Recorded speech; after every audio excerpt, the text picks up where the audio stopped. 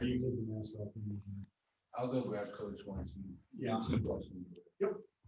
All right, we've got, from a student athlete perspective, Hunter McIntosh. We'll start with Taylor Durham. Don, thanks so much. Mac, a really good start. A 7-2, and then a 7-0 run there at the end of the first half. How important were both of those things, especially after the layoff, for the Phoenix to come out off of a good start? And then, boy, that run there toward the end of the first half to grab that lead. Yeah, Coach Schrage always emphasizes, start a game in the half. They're big moments. Big, energy, momentum moments. So, he's kind of just preaching this to us all week. Like, after that, pause or whatever, we should be the most, excited team in the country. So we just wanted to come out, with a lot of energy, a lot of focus today, and I think that showed in those moments. You've been on quite a run shooting the basketball, and obviously 23 this afternoon. That's a second straight effort in the 20-point variety. But you've also had some help. And talk to me a little bit about guys like Darius and Ikenna and the job that they've done in sort of helping you run this Phoenix offense for 40 minutes.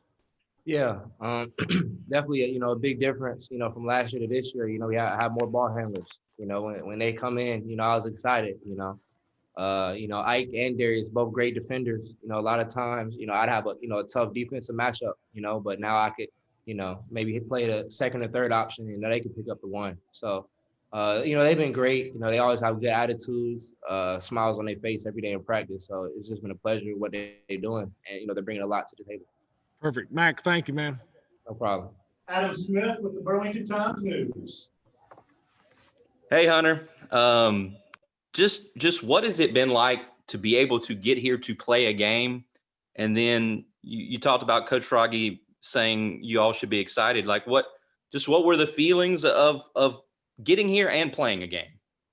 Yeah. Coach kind of, alluded to it, at the start of the season. It wasn't going to be a typical season. It might be, a lot of unexpected things happening, but we just wanted to be, grateful and thankful to be playing again.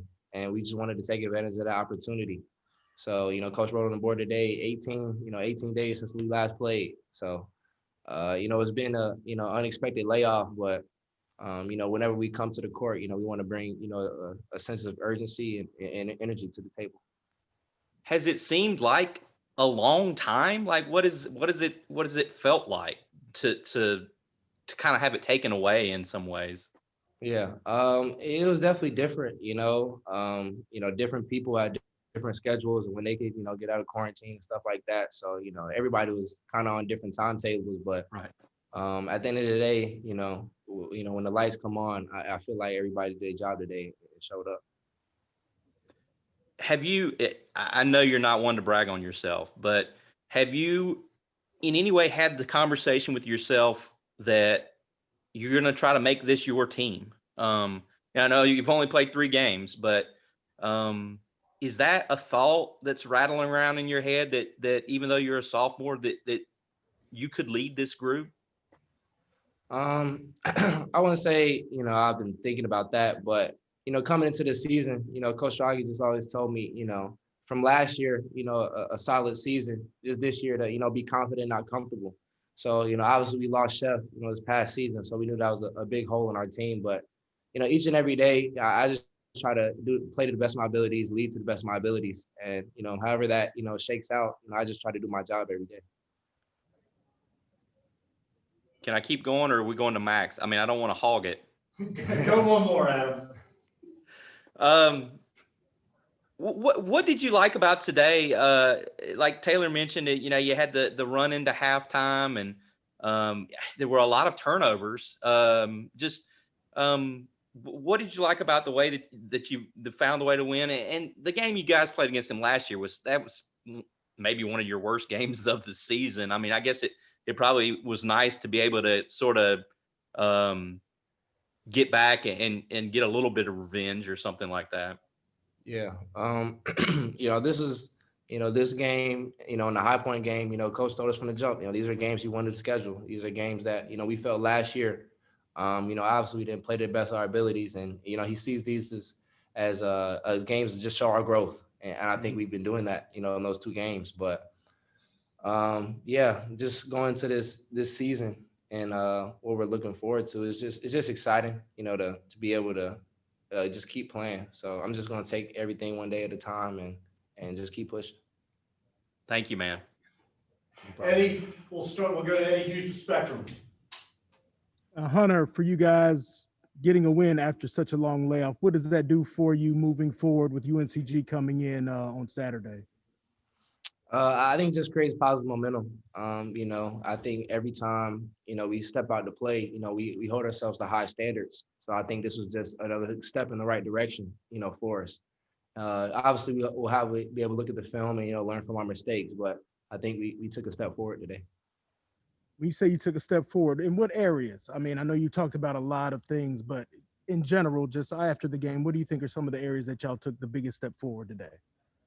I think today defensively, that Campbell team, they run a very, very, very, well-oiled machine, I would say, on offense. A lot of back cuts. If you look at some of their guys' numbers, they've been shooting the ball at a high percentage. Putting a lot of points on the boards. In their past few games. So I think we just locked in defensively.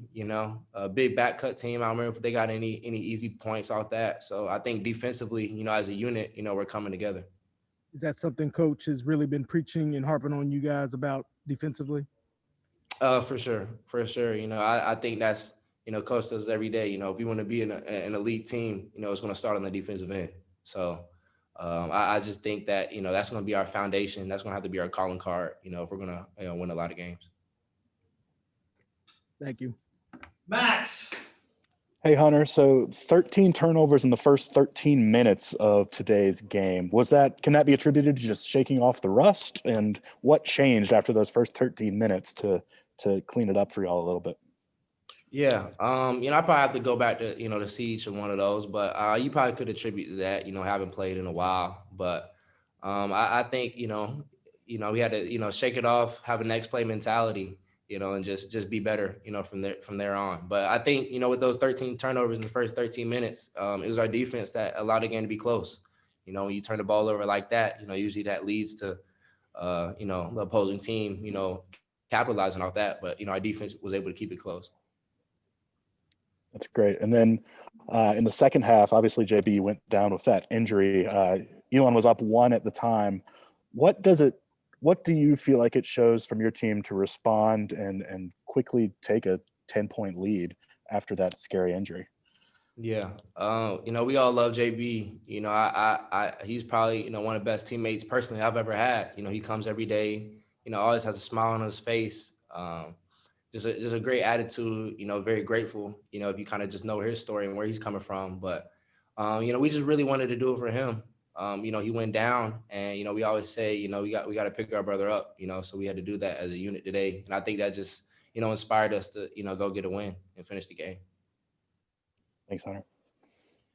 All right, that'll do it for our student athlete, Hunter McIntosh. We will have Coach Schrage here soon. All right, we've got the head coach of the Phoenix, Mike Schrage, with an opening statement. First of all, it's great to see the 3 constants in our media equation here: Max, TD, Adam. I thought today, obviously with the pause we had, we just challenged our guys to compete and bring energy. And then we live with the result, but feel good about the result if we did. And I thought they had energy from the onset, and it was rusty, especially offensively, but some of that to be expected. And this is a game last year we do not win. So when we talk about growth, we talk about progress. Like, for us still to be in a position to win with all those turnovers we had in the first half, obviously we shot the ball better, but still our defense really allows in that first half to have a lead. And last year at Campbell, we turned the ball over almost the same, especially in the first half, and we weren't able to, make up for it. So again, it shows growth by our guys. They really took ownership of this game throughout. And certainly when we lost Gerald, I thought that they just locked arms. Hey, we're gonna get this win for them. So proud of our group always, and especially after this hiatus, this pause, respond and have this moment. It's really good for our growth. We'll go to Taylor Durham. TD, you're on mute. You mentioned wanting to get off to the quick start when we visited just before the tap. What pleased you the most about 7-2, and then what pleased you the most about that run just before the halftime break? 7-2 wasn't 9-0 like last year in Bowie's Creek. And we're not trying to talk a whole lot about last year. It's a new season. But, yeah, I thought we started out strong, and it was defense. And even when they scored, it was against our zone, which we zone based out of bounds sometimes. They didn't score against our man. So we were locked in defensively. I thought we were scattered and sped up a lot offensively throughout, and it got better as the game wore on. And, again, to be expected. But I was just proud that we had the energy that was required and the defensive mindset we needed to have. And then the end of that half, the first half was really important. We talked about finishing strong, kind of having some momentum to carry the second half, where we're better offensively, taking care of the ball, getting better shots. And I thought we did that there those last few minutes, and it translated to be able to build a little bit of a lead. They came in averaging 57% per ball game from the floor. You hold them to 42. I know that's not below the 40 number, which is where you want to be every time out, but what pleased you defensively? Yeah, that just we had a great, yesterday was the first practice we could have with any contact, and you're worried, right? It's been a minute, and our guys were so engaged and locked in, and we try not to go too long, but we had to do something. They had to get used to hitting a body, versus anything else. So they were so locked in, and when we did go yesterday and we defended them, the energy and detail, say, man, if we have that same energy and detail, we'll be absolutely fine tomorrow. And we brought it. We brought it. And I knew the offense would have to catch up to it some, just with that time off.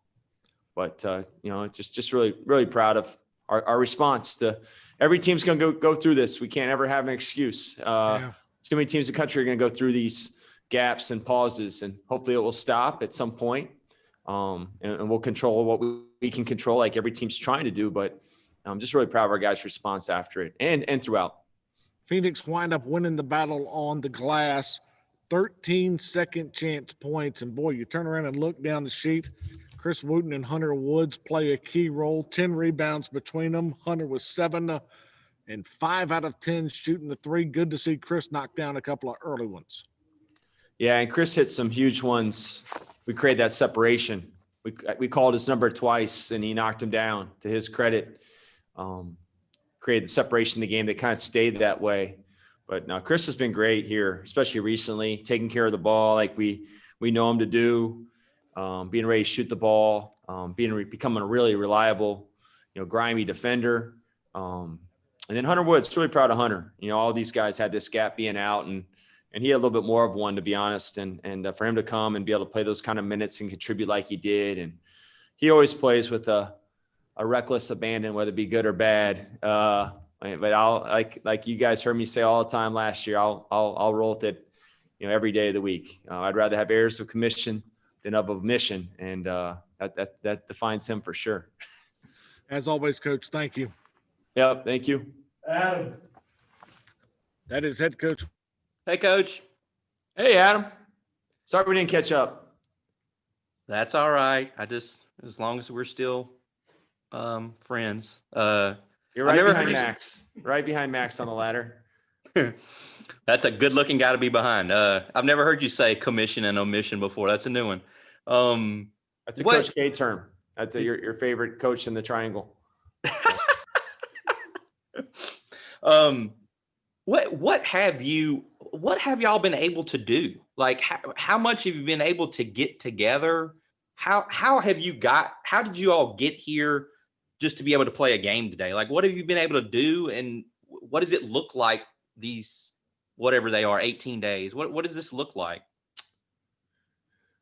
Yeah, it wasn't a hard 14 days like it had been. The CDC adjusted their ruling, right? So, but then it was a process to say, hey, can we at least get these guys no contact, spaced, masked, everything? And I don't know exactly how many days it took. It took probably about 9 of those days. But we were just excited, hey, to be able to start earlier than the 14 days. But it was no contact. It was spaced. It was masked. I give university credit. I give our athletic department credit. I give our county credit. I give our state credit for having an open mind. I think they're doing that more teams in our state now. But it's crazy. I mean, I talked to more coaches. I was antsy. I'm watching a lot of basketball. I'm certainly working on our stuff. But you're pretty limited there for a while. So a lot of coaches currently going through it, who've been through it. And, it's all state by state, county by county. Like I can give you examples in Virginia where one team had to do the 14 still. One team got cleared after 7 to at least, kind of do what we were doing, which was no contact and masked and spaced. And we tried to just have a really smart build up to it. The first day it was like spot shooting and form shooting and a little bit of work and just kind of take it step by step and kind of keep building this moment. Didn't want to add games. I want our guys still to have this Christmas break they deserve. That was always a goal. We've had some guys we've guys from all over the country. Some of the guys have been here even longer than the start of fall semester. So my goal was have these 2 games, hopefully it'd be Campbell and UNCG, as long as they're in good spots for everything that's going on and being willing to adapt, but finding 2 opponents that we could play before we part for Christmas for a little bit. Okay. So just quickly to ask you about that. So I guess that means what, Mercer and Howard they're just off. Those games. Mercer, Howard, Carolina, Duke, all those games. I thought our university did a good job of saying, hey, they're all postponed. And we were in talks with all those schools to say, hey, Mercer kind of got wiped out right away. But, with Duke and Carolina, open to dates of that still working, but it's hard unless they had games canceled. It was hard to figure that out. Howard too. So, we weren't gonna be able to play before today. So, we already had this game lined up yesterday, so I appreciate Campbell and got so much respect for their program and coach and their willingness to adapt and, move this game back even a day. It's hard in these times. Everyone's got to be willing to adapt, but I appreciate them being open to it. So I have 2 more quick ones. I'm not trying to hog you, or I can come back after everybody else stops. Just you can call me 11. You weren't available 11:30 night the other night. Like you see, So I'm sorry. I guess I need to make myself more available. Football signing day was more important, I guess. So that's. I'm not in a Elon. good place. He had every school, so. I'm not in a good place over here, if that makes you feel better. It's off the record, by the way. Okay, sure. I got the tape recorder running though, but so just housekeeping real quick. So Jaden, Brandon, and Michael Graham, is that just contact tracing stuff where they're still not available? Was that how you would word it? Yeah, we had some guys at different stages of the 14 days, and we didn't have many cases, but who had it, who didn't, who got contact traced, and exactly. Some guys were still limited, and we think they're going to be cleared here soon. So okay, last one I have for you, and I don't want this to sound stupid because I know you've played 3 games and you've been isolated for a while.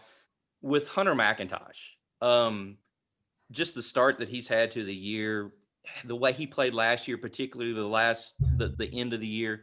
I mean, do you think he is in some ways just saying, this is going to be my team and I'm going to lead you guys? Maybe not vocally saying that, but just with the way he's playing, like sort of claiming his place as the leader of this team. Do you think, or am I off base on that? I mean, we got a few leaders, but I mean, when you think of what he accomplished as a freshman, and part of our growth last year was him emerging as a freshman.